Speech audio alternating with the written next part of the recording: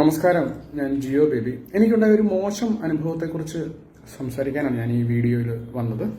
അതായത് 5-ാം തീയതി ഡിസംബർ 5-ന് ഫാറൂഖ് കോളേജ് ഫിലിം ക്ലബ്ബ് സംഘടിപ്പിക്കുന്ന subtle politics of present day മലയാള സിനിമ എന്നൊരു വിഷയവുമായി ബന്ധപ്പെട്ട് എന്നെ അവർ ക്ഷണിച്ചിരുന്നു.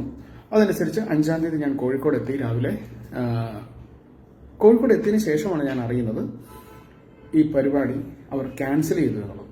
അപ്പോൾ ഇത് കോർഡിനേറ്റ് ചെയ്യുന്ന ടീച്ചറാണ് എന്നെ വിളിച്ചിട്ട് ഈ കാര്യം പറഞ്ഞത്. അവർക്കും വളരെ വേദനയുണ്ടായി ഇങ്ങനെ മാറ്റിവെച്ചുകൊണ്ട്. അപ്പോൾ എന്താണ് കാരണം എന്ന് ചോദിക്കുമ്പോൾ വ്യക്തമായൊരു കാരണം മനസ്സിലാവുന്നില്ല.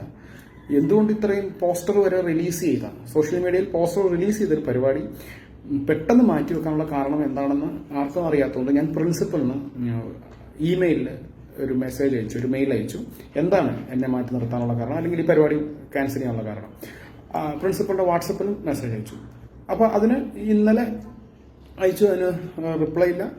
ഇന്നും ഇതുവരെയും റിപ്ലൈ ഇല്ല. ഇന്നിപ്പോൾ 6-ാം തീയതിയാണ്.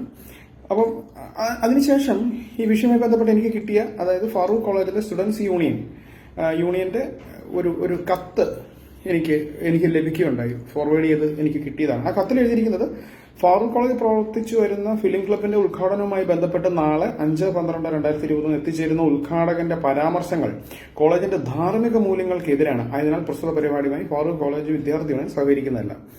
അതായത് എന്റെ ധാർമ്മിക മൂല്യങ്ങളാണ് പ്രശ്നം എന്നാണ് ഈ സ്റ്റുഡൻസ് യൂണിയൻ പറയുന്നത്. ഇനിയിപ്പം മാനേജ്മെന്റ് എന്തുകൊണ്ടാണ് ആ പരിപാടി ക്യാൻസൽ ചെയ്തതെന്നും കൂടെ എനിക്ക് അറിയേണ്ടതുണ്ട്.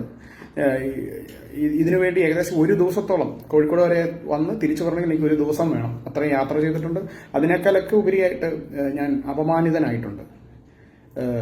അതിനൊക്കെ ഉത്തരം എനിക്ക് കിട്ടണം. അതേപോലെ ഈ വിഷയവുമായി ബന്ധപ്പെട്ട് നിയമപരമായ നടപടിയും ഞാൻ സ്വീകരിക്കുന്നതായിരിക്കും. ഇത്തരത്തിൽ ഒരു പ്രതിഷേധം ചെയ്തില്ലെങ്കിൽ അത് ശരിയല്ല എന്നും, അത് എനിക്കുണ്ടായ അനുഭവം മാത്രമല്ല, നാളെ ഇങ്ങനെ ഒരു അനുഭവങ്ങൾ, ഇത്തരം അനുഭവം ആർക്കും ഉണ്ടാകാതിരിക്കാനും കൂടെ വേണ്ടിയിട്ടാണ് ഞാനിത് ഈ വീഡിയോ ഇടുന്നത്, ഈ പ്രതിഷേധിക്കുന്നത്. എൻ്റെ പ്രതിഷേധമാണിത്. ഇത്തരം വിദ്യാഭ്യാസ സ്ഥാപനങ്ങൾ എന്താണ് ഉദ്ദേശിക്കുന്നത്, അല്ലെങ്കിൽ ഇത്തരം വിദ്യാർത്ഥി യൂണിയൻ എന്ത് തരം ആശയമാണ് മുന്നോട്ട് വയ്ക്കുന്നതെന്നും കൂടെ ഒന്ന് അറിയണമെന്നുണ്ട്. അപ്പോൾ ഇതെൻ്റെ പ്രതിഷേധമാണ്.